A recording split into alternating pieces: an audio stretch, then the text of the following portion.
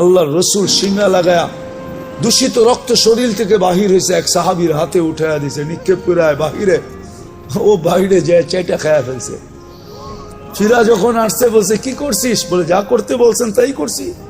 তো ধমক দিয়ে জিজ্ঞাসা করছে সত্য বল। বলছে ইয়া রাসূলুল্লাহ, সুগরান ছাড়া কিচ্ছু ছিল না। মনকে বুঝাইতেছিলাম নিক্ষেপ করি, আল্লাহ রসুল বলছে জিব্বা যে কখন চেটা ফেলছে জানিও না। আল্লাহ রসুল বলছে শরীর জাহান্নামের উপরে পারা। মুস্তাদরেকে হাকিমের সহি রিওয়ায়াত আছে, উম্মে আইমান রাত্রে বুলে আল্লাহ রসুলের পেশাব পান করে ফেলছে। সকালবেলা উঠা বলছে পেশাব কোথায়? বলছে কিসের পেশাব? বলে পাত্রের ভিতরে তো ছিল, আগে আমাদের দেশেও ছিল, যখন বিদ্যুৎ সিদ্যুৎ ছিল না, আজ থেকে 40 বছর আগে অধিকাংশের ঘরের ভিতরেই ব্যবস্থাপনা ছিল, সকালে ফালায়া দিত। মনে হয় চেয়ারম্যান সাহেব জানে না আর কি, এই জন্যই বলতেছি আর কি। আগে ছিল, বুড়া মা বাপ থাকলে তো কন্টিনিউ ছিল, ঠিক না? হ্যাঁ, আল্লাহ রসুল বলছে আরে ছিল তো।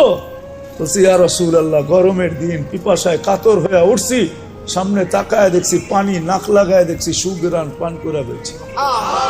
আল্লাহ রসুল বলছে মৌত পর্যন্ত তোর আর খিদা লাগবে না, লাগেও নাই, আপনার কোনদিন খিদা লাগতো না। মুস্তাদরেক হাকিমে আছে রিওয়ায়াত, দেখেন। খামাকা খালি কলম দিয়ে খোঁচাইতে থাকেন না আমাদের বিরুদ্ধে। আগে মুস্তাদরেকে হাকিম দেখেন, লেখা আছে সহি রিওয়ায়াতের ভিতরে, যে রসুলের আবু তালেবের ওয়েট সবচেয়ে বেশি হতো। 44 বছর লালন পালন করছেন বুকের ভিতরে রেখে। মুহাম্মদুর রাসূলুল্লাহ চাচা 44 বছর অভিভাবক ছিলেন, বুকের ভিতরে রেখা পালছেন।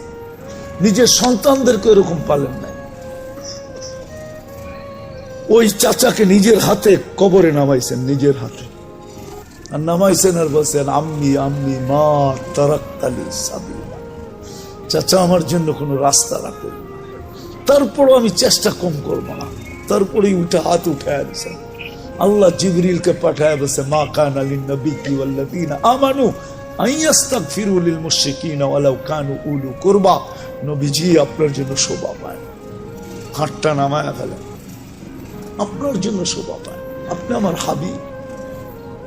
সত্য এটা, আল্লাহ কালকে মাপবে দিনের মিটার দিয়ে, আর কোন মিটার দিয়ে মাপবে না। এখন দোকায় থাকতে পারি বটে, আমার সমাজের অনেক মানুষ আছে দোকায় আছে, দোকায়। যুবক দোকায় পড়ো না, আসো। কথা লম্বা করলে অনেক লম্বা হয়ে যাবে, এতটুকুই যথেষ্ট যদি বুঝে আসে। আসো, আমরা দিনদারির দিকে ফিরাবো, তওবা করি আগে, তারপরে দিনদারির দিকে ফিরি। দিনদারিকে আপনাই, গলা লাগাই, দিনদারি ছাড়া সুখ আসবে না। আছে আছে, এখনো দুনিয়াতে আছে, বহুত ঘর আছে। স্বামী ফিরা গেলে, রাত্রে ফিরা আসলে, কাজের থেকে ফিরা আসলে বউ পাও টিপা টিপা ঘুম পড়ায় দেয়, বলে তুমি ঘুমাও, সারাদিন বাহিরে ছিলা, পিঠটা লাগানোর সুযোগ হয় না, আমি তো ঘরে ছিলাম, কখনো শুইছি, কখনো বসছি, কখনো হাঁটছি, আমি আমারটা পুরা করে নিব, তুমি ঘুমাও, তোমার একটু সেবা করি, ঘুমাও। আছে আবার বহুত এরকমও আছে, ঘরে ঢুকতে দেরি, গালি দিতে দেরি করে।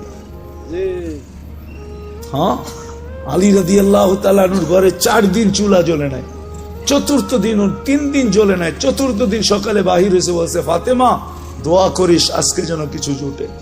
বিকালবেলা যখন ফিরতেছেন তো ফাতেমা দূর থেকে দেখতেছেন পর্দা সরায়া আলী ফিরতেছে, চেহারা মলিন, হাত দুটা কালি। যখন একবারে কাছে আসছে তো ডাক দিছে আলী, চোখে চোখ পড়ছে, বলছে চেহারা মলিন কেন? বলছে আজকেও কিছু জোটে। বলছে আলী ওয়াজাদনা শাকারনা লাম নাজি সাবারনা, পাবো তো শুকরিয়া আদায় করবো, না পাবো তো সবর করবো। দুনো অবস্থায় আল্লাহ আমাদের সাথে। আলী যাদের সাথে আল্লাহ থাকে তাদের চেহারা মলিন হওয়া শোভা পায় না। ফালা, আল্লাহ যাদের সাথে থাকে, ফালা ইয়াকুনু লাহুম আন ইয়াকুনা মাহজুন, এদের চেহারা মলিন হওয়া শোভা পায় না। হাসবা তো দরজা খুলবো নাহলে খুলবো না। তো হাইসা দিছেন, দরজা খুলা দিছে, বাকিটা আলী রাদিয়াল্লাহু তাআলা আনহু বলতেছেন ফাতেমা সাররাত ওয়া তাবাসসামাত। ওই সময় ফাতেমা মুস্কি মুস্কি হাসতে ছিল আর খুশিতে নাচতে ছিল, আমি নিজেকে ধরে রাখতে পারি না।